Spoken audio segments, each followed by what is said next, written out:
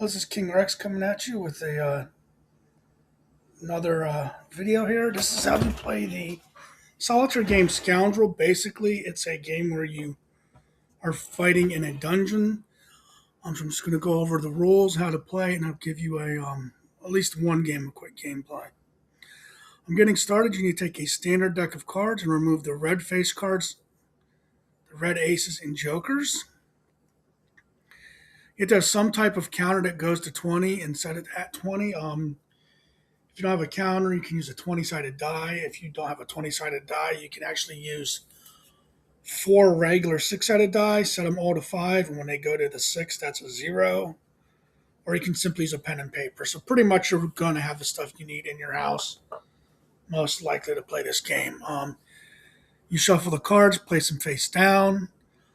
On each turn, you flip cards up until 4 cards are face up. So the first turn you flip forward, and it would be 3 thereafter because you deal 3 of the 4 cards, and then the remaining card moves to the left and starts the next room, and you put 3 more cards next to it.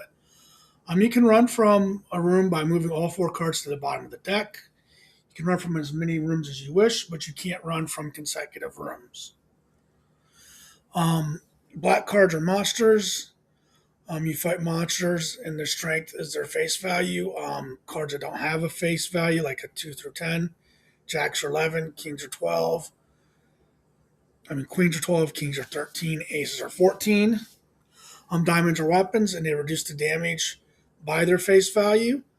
Weapons can be used multiple times, but they must face a weaker enemy with each use. Basically, if you take out a jack with a weapon, the next card you have to face is a 10 or lower. If you take out a 10, it goes 9 or lower, so on and so forth.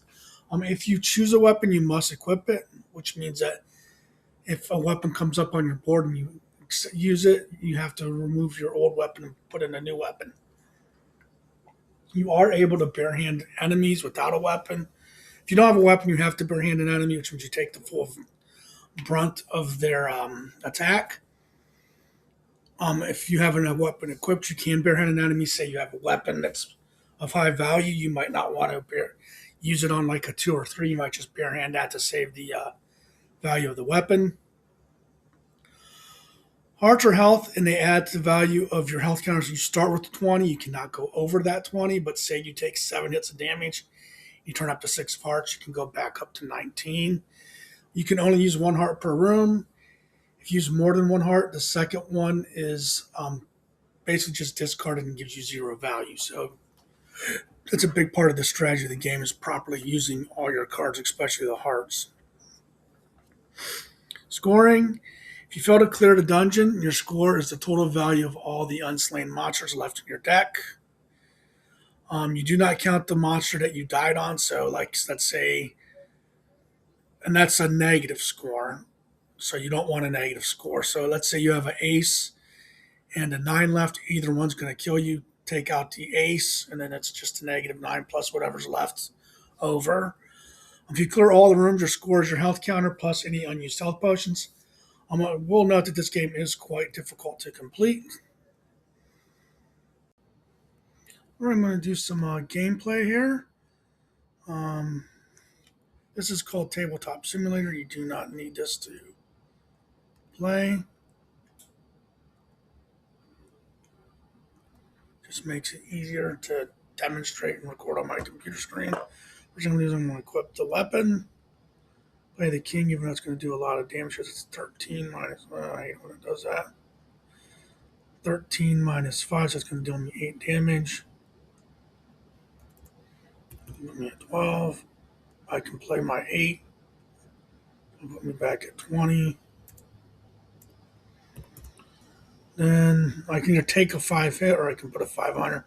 So this isn't a great card. 5s aren't the best weapons. I'll put the 5 on there. But you could do it either way. Plus a 5 is a bit of damage. Kind of lucked out because I got that 8 there. I'm going to put the 2 here.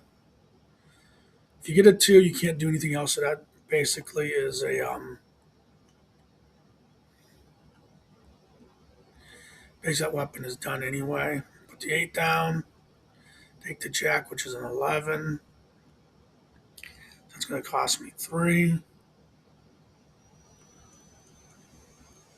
Move the 9 over. You always move one over. I think of it kind of as like the door to the next room. This is actually a pretty nice draw here. Because I'm getting them right consecutively, so I can put the 10, which gives me 2 damage. Then the 9 will give me another damage. Then the 8 would give me a last damage. Would be no damage because it's 8. This is kind of how you want to do it. This is actually extremely lucky. I mean, I think it would have been better if that would have been a 10. But I'm getting these consecutive, so there's no gaps. You want to avoid putting too big of gaps generally on your weapon. Like there, I got lucky, got the 7. I can put the 7 on here. Actually, let me think here. Put the 7 on here. I'm going to have to take that jack and damage. I'll do that. Take the jack, which is 11. It's going to put me at 3. I can take a 7, which is going to put me at 10.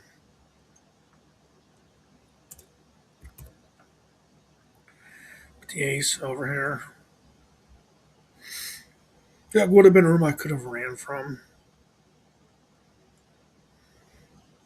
This is actually going to work out pretty well that I didn't. I'm going to put the 6 there, the 6 up here, which is going to put me to 16. Now, I can just run from this 2. Be a 5, a 4, and a 3 in the middle. Not run from, but take the damage. I'm probably going to scoop this one unless I get a really good weapon. I could put the 3 on there, but I'm just going to scoop this one. We'll sit it here. I don't know if it lets me. Up top. But I have to fight this one no matter what. The 5 doesn't hurt. The 2 is actually good. The 10's not. But the 9 is. So I can take the 5 here. Add 2, which gives me the 16. Scoop all this up. Which that was a lot of damage. I put 7 cards on that. They're all right in order too. Get the 9 here and move the 10 over. Good thing here is that if there's something higher comes up, I can use that in front of that. Now, this is a kind of a bad one in a way.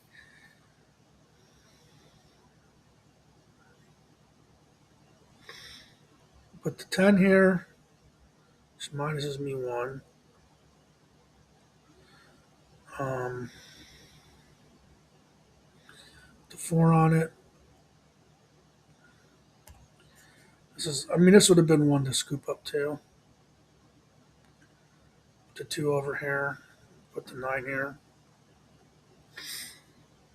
Because this could really be my demise here. You can start a 7, which minus 2 is going to give me 5 damage. But if I put the 9 up here, it's going to give me a 19. As long as you can double them that way, as long as it's not going to put you below your 20. Then drop the 6, which is going to take off 4. Which will put me at 15. 10, which is a real good weapon. This is going to.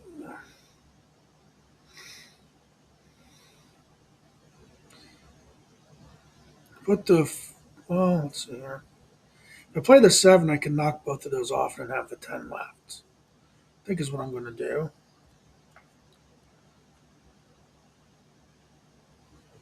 What was this weapon underneath? Is a 2. I'm actually going to put the. Yeah, I'm going to do it this way. Do the 7, the 4, and the 3.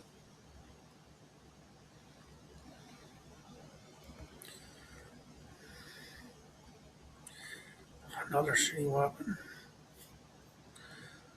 This is, I mean, it's not good to get your weapons that close together because you might have to take one. My 10. My queen is going to deal me 2 damage. My 9, which will deal me no damage, and I'll move this 3 over. 3, which is good. 6 is not good. The 8 would be alright, and the 3 would be alright, but I don't want to have to throw this weapon away. That's the negative part. There's 5 there, and there's 4. There's 9 cards left. I know some of them are high. But I could remove the 8, add the 3. That's really not good for that weapon. I'm going to put the 3 over. If I get something, I can always just toss it if I need to. 4 is good. That 4 is not good.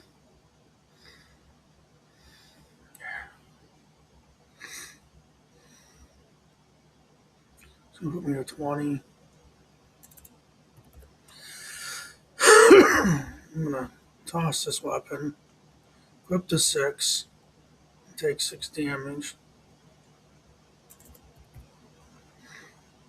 Move this over.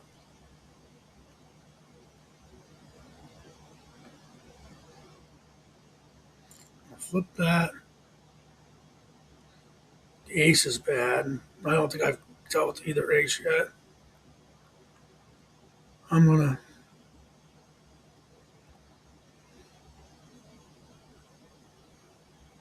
flip them. I'm on top.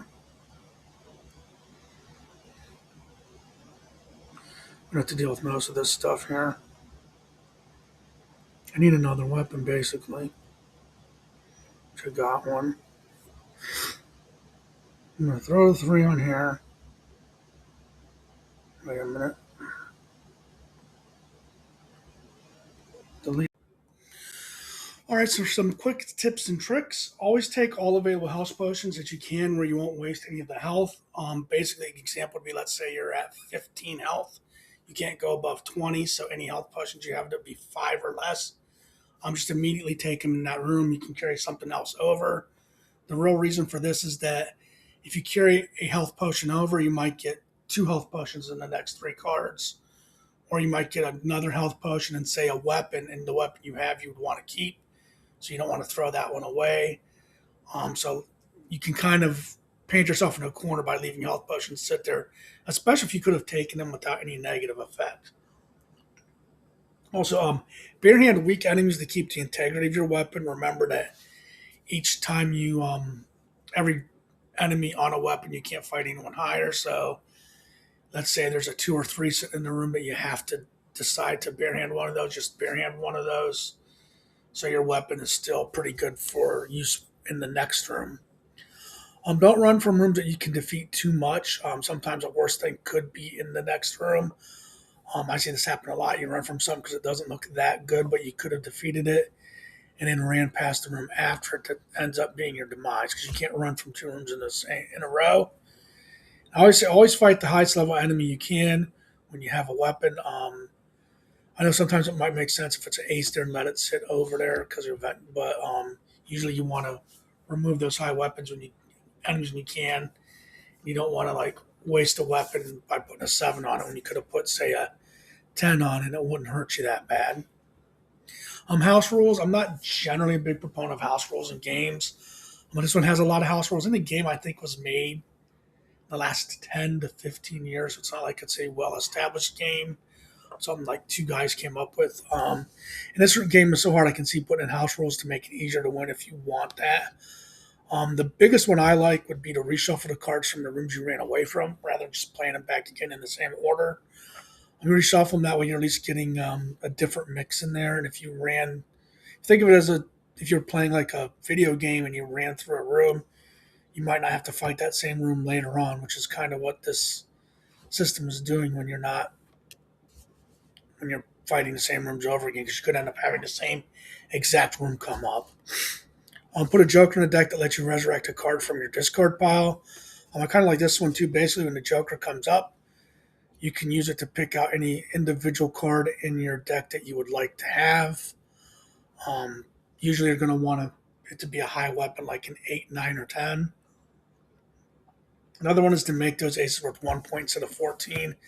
That way, instead of ace being a hard to kill monster that's 14, when you think about it, in the standard deck, the two aces are 28 points. You only get 20 points of health.